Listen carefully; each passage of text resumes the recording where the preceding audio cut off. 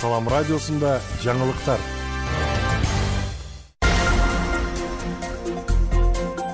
Саламатсыз бардактуу угарман жана көрүүчү, эфирде жаңылыктар түрмөгү, аны менен мен Нурпейил Ашоркызы тааныштырам. Баткендеги чек ара аймактарында окуучуларга укук бузуулардын алдын алуу чаралары көрүлүүдө.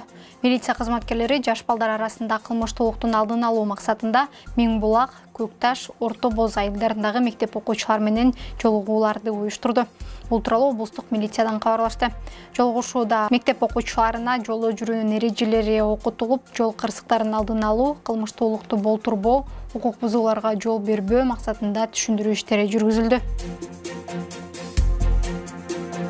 Октябрдан тарта пенсия орто эсеп менен 38%га көтөрүлөт. Президент Садыр Жапаров 2023 жылдын 1-октябрынан тартып пенсиялардын камсыздандыруу бөлүгүнүн өлчөмдөрүн индексациялоо жөнүндө жарлыкка кол койду. Ага ылайык 30 000 сомго чейинки пенсиялар үчүн индексациялоо коэффициенти 1,38 өлчөмүндө белгиленди. Бул тууралуу президенттин басма сөз кызматынан билдиришти. Ага ылайык 30 000 сомго чейинки пенсиянын камсыздандыруу бөлүгү орточо 38%, бирок 500 сомдон кем эмес өлчөмүндө көбөйөт. Бул үчүн 3,9 миллиард сом каралды.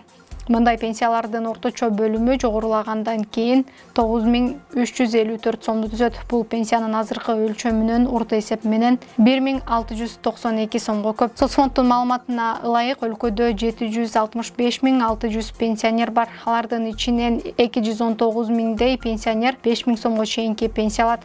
Быйылкы 6 айда Кыргызстанда 38 774 адам пенсияга чыккан.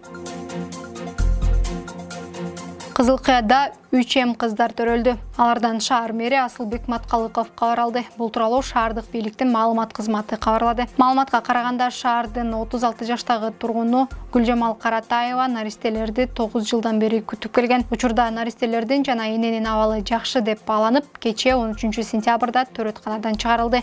Наристелерге Рабия, Азия, Асия деген ысымдар ыйгарылды деп белгиленет маалыматта. Бүгін біз мына Кызыл Кыя шаары үшін аябай кубанычтуу күн болду. Себеби 27 сентябрь күнү Кызыл Кыя шаарына Кызыл Кыя шаарынын тургундары көп жылдан бери күтүп жүрүп 3 эмдүү кыз балдар төрөлдү. Бүгүн мына атайын ушул боштогу төрөт үйүнө келип, ушул төрөткананын жамааты менен да сүйлөшүп, ошондой эле биз ушул келинчекти карындашыбызды келип куттуктап, өзүбүздүн белектерибизди тапшырдык.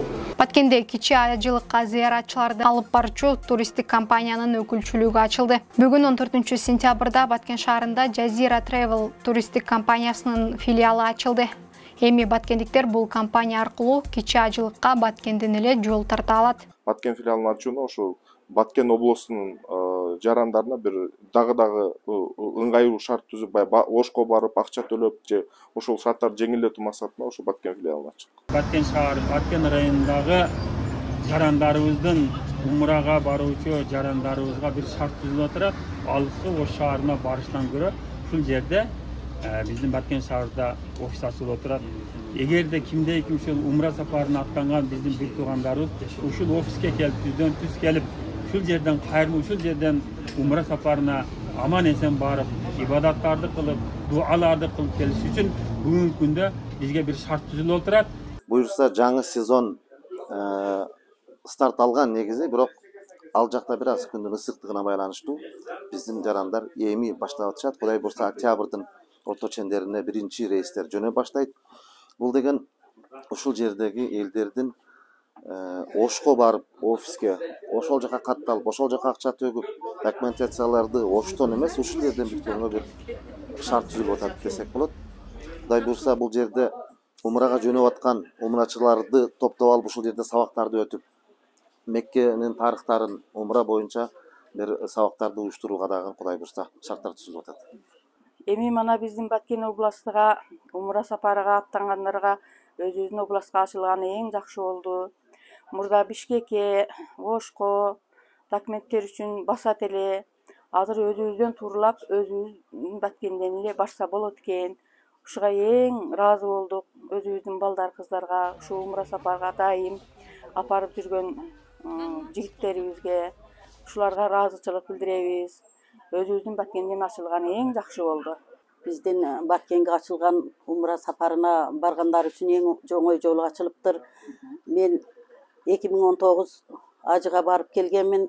Биздин документтерибизди Бишкектен туурулап келишкен балдар, немелер ажы башчыларыбыз Оштон учканбыз. Азыр эми Баткенден болгону эл үчүн, баргандар үчүн эң оңой жолу болуптур. Күндүн маанилүү учурлары мына ушулар болду. Кайрадан эфир аркылуу амандашканча саламатта туруңуз.